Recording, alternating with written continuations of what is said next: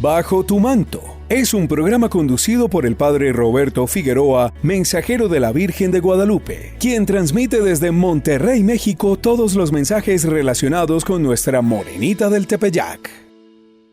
Ahora cambiamos a Reina de los Apóstoles. Ya hablamos de Reina de los Ángeles, Reina de los Patriarcas, Reina de los Profetas. Nos quedamos ya y dejamos atrás el Antiguo Testamento. Ahora nos vamos al Nuevo Testamento, Reina de los Apóstoles. Sabemos que nuestro Señor Jesucristo hace algo diferente a lo que habían realizado los profetas. Ya hablamos en esta semana pasada y en días anteriores acerca de los profetas. Jesucristo hace algo diferente en relación a los apóstoles. Primero, nuestro Señor cambia la manera de enseñar en Israel. Ordinariamente, los rabinos tenían sus escuelas. En las escuelas rabínicas, ya sean fariseos o doctores de la ley, quienes tenían sus discípulos, junto con estos escribas, porque había doctores de la ley que además eran fariseos y viceversa, pertenecientes a una secta y junto con ello a otra. Ordinariamente los evangelios nos presentan a los escribas y fariseos siempre juntos, siempre unidos, que van al acecho de nuestro Señor Jesucristo. Era común, para que no exageremos a veces las cosas, era común la búsqueda de desacreditar a un maestro, a un rabino, que un rabino buscara desacreditar a otro. Era común en tiempos de Jesús. Me explico un poquito más en esto. Vamos a suponer que yo soy un rabino de tiempos de Jesús y solamente tengo 5 discípulos. Pues 5 discípulos me da poco prestigio en la sociedad y económicamente también me da poca ganancia. Pero si me voy haciendo de más discípulos, pues va creciendo mi prestigio y también económicamente hay una mejor obtención de recursos. Pero, ¿qué sucede cuando aparece otro rabino con una mejor forma de explicar los textos de lo que llamamos nosotros Antiguo Testamento, que para ellos solo eran las Escrituras o las Sagradas Escrituras? ¿Qué es lo que sucedía? Que posiblemente algunos de mis discípulos se iban con el otro maestro que era más atractivo en la manera de hablar. ¿Cómo poderle hacer para que yo pueda recuperar a esos discípulos e incluso obtener los que ellos tienen? Los desacredito. ¿Y cómo era una forma de desacreditar? A través de preguntas. Había lo que se llama tipo como debates. Cuando se hace una pregunta, el otro rabino está obligado a contestar. Si su respuesta no satisface o él se queda callado, no sabe qué responder, o también el otro rabino explica mejor que el otro rabino, lo que van a hacer los discípulos es venirse conmigo. Así es que había una desacreditación, pues no permanente, pero sí que se daba en tiempos de Jesús. Por eso, pues las preguntas y las trampas, las pruebas que le ponen a Jesús, pues son precisamente para esto, desacreditar a Jesús. Y pues la única forma que quieren encontrar o que pueden encontrar para desacreditar es poniéndolo en la cruz, puesto que en la cruz no se trata solamente de matarlo, sino de despojarle hasta de sus ideas, de su doctrina, de toda su enseñanza. Era desacreditarlo en todos los sentidos, era despojarlo en todos los sentidos. Por eso no se buscaba solamente matarlo, sino cómo matarlo para que él quede en el olvido. Y la única forma conocida en aquel entonces era la crucifixión, en donde hasta los mismos familiares rechazaban al crucificado familiar. Así, encontramos como una y otra vez aparece ese tipo de situaciones, en referencia a Jesús, pero también en referencia entre ellos.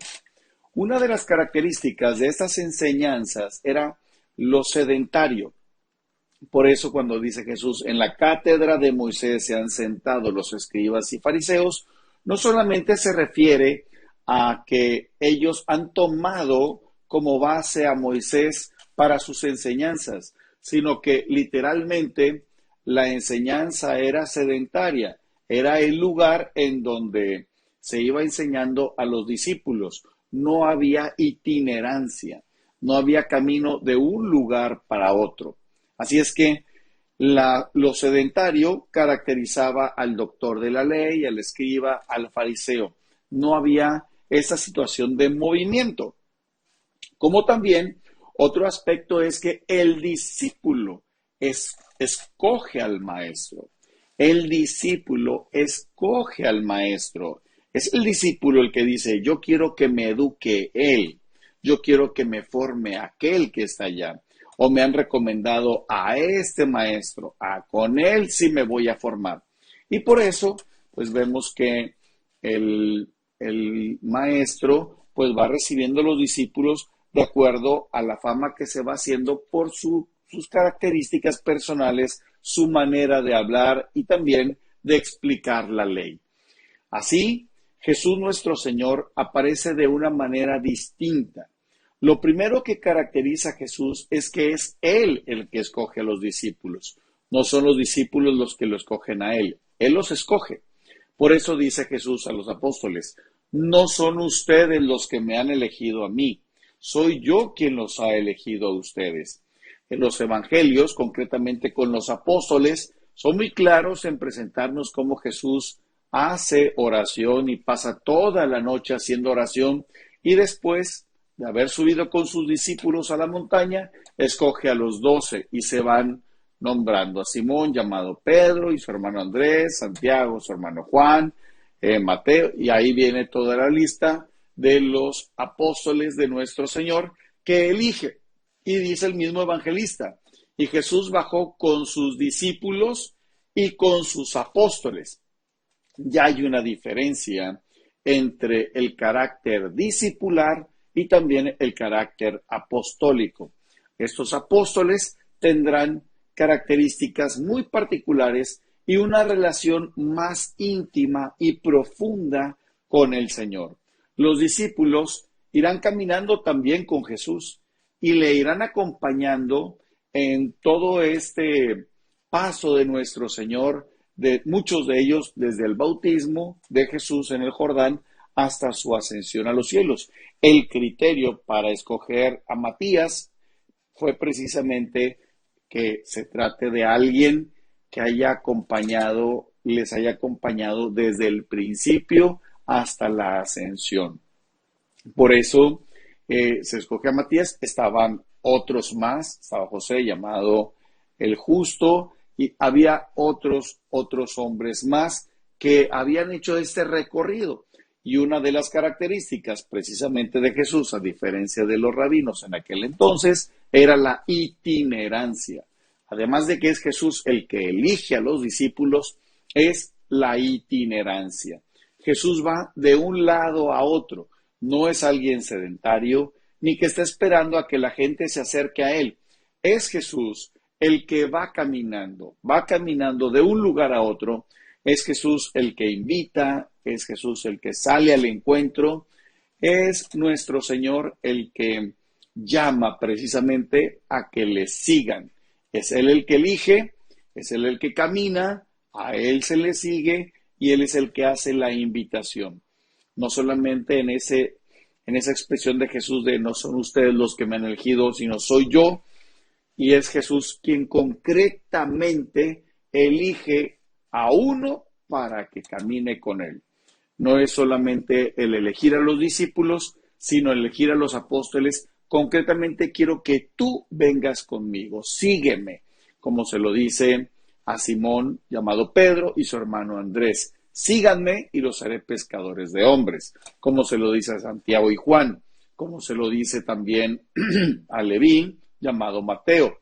Le dice sígueme y él inmediatamente se pone de pie de su mesa de recaudador de impuestos y va detrás de nuestro Señor Jesucristo. Disfruta de este programa desde la aplicación de Guadalupe Radio. Descárgala sin costo y regístrate de manera sencilla para que no te pierdas del contenido completo y disfrutes más contenidos y mensajes de nuestra Madre del Tepeyac.